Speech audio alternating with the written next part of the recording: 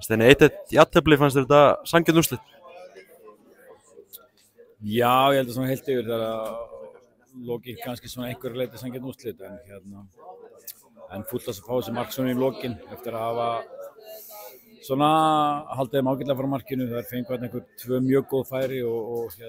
eitt var náttúrulega eftir mistöki okkur en eitt skipti náður að opna okkur sem þess að varði vel, greip vel inn í og öðruleiti voru hættulegar en ekkert endilega að opna okkur. Fyrri hálfleikurinn, frammistaðan þar, hvernig metur hana? Bara góð, virkilega góð. Ég mjög ánægð með fyrri hálfleikinn og við svona náðum alveg að stýra mörgu í leiknum þá og náðum að halda þeim frá markinu og náðum að skapa okkur líka. Þannig að mér er mjög ánægð með fyrri hálfleikinn og svona kapli í seinni hálfleik kannski sem að áttum erfiðleikum með að spila út úr pressunni hjá þeim en svo fannst mér svona smásamlega þess að leiðarleiki náðum að gera það vel. Náðum að skapa góða stöður og góð færi þannig að ég var ánægður með kafla úr seinni hálfleik líka og þó við höfum verið undir pressu á kaflan þá var maður ekkert svo stressaður yfir því. Þú veist, mér veist við náðum að halda þeim ágætlega frá því að opna okkur en þó þeir hafa verið komið fyrirgjafir og eitthvað svoleiðis þá eitthvað líklegar komast aðeins á baka okkur einhverju cutback-sendingar þá náðum við að díla ágætlega við það. Markið sem við skorum þegar maður hugsa íslensk mark, það voru svart leikadrið, langt yngast eitthvað svoleiðis, þetta var ekkert rosalega íslensk mark, það var bara geðveikt mark. Já, þetta var virkilega vel gert og spila út á pressuna og komunum og svo náðum við skiptingu sem við höfum talað líka að þær væru viðkvæmar í því að hún er að halda honum aðeins 1, 2, 3 sendingar og svo getur við skipt honum yfir að þá getur við fengið góða stöður 1 og 1 og við gerðum það bara, setjast klárað það náttúrulega bara virkilega vel og bara mjög flott mark. Virkilega vel gert hjá Svindesi að afgreiða þetta í markið. Já, algjörlega, hún svona kemur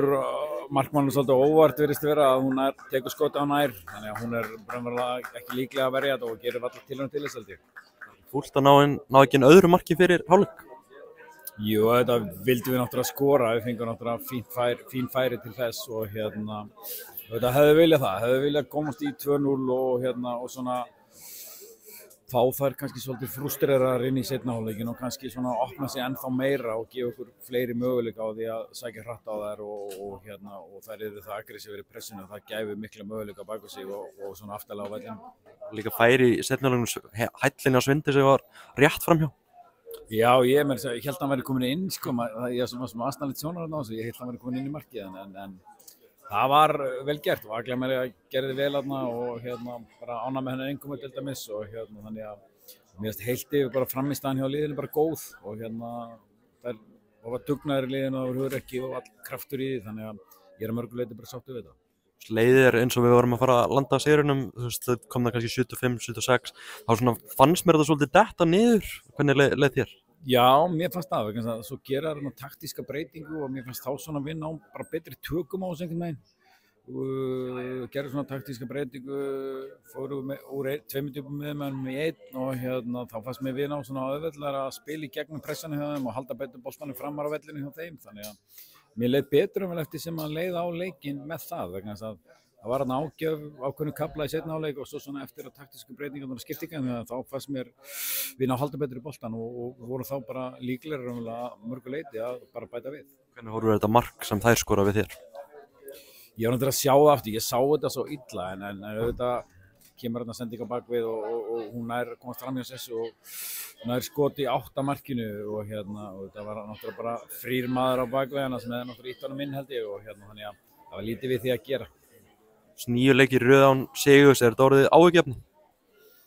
Nei, ekki með við frammistöðu, þetta viljum við alltaf vinna, þetta viljum við fara í fótboltaleiki til að vinna og þetta fúlt að vera á þessu rönni að ná ekki að vinna svona margir leiki í röð en mér finnst frammistöður í leikjum undanfarið hafa verið fínar og við höfum alveg sýnt, finnst mér, góða leiki og þannig ég er í sjálfsög ekkert áhyggjufullur en nú snýst þetta bara það að mæti Frakkaleikin og fara í hann og spila til sigurs þar og sjá hvað það skilar okkur og svo bara eitthvað annað sem gerist eftir það, það var náttúrulega bara stórmót og vonandi komist bara sigur en þar allavega. Það er 2 leikir eftir fram að EM, Frakkland núna næst, hvernig bara leggst sá leikur í? Bara vel, það verður gaman að takast á við það þar, það verður gaman að spila á nýjum og flottu Laugardalsvelli, sér lítur glæsilega út og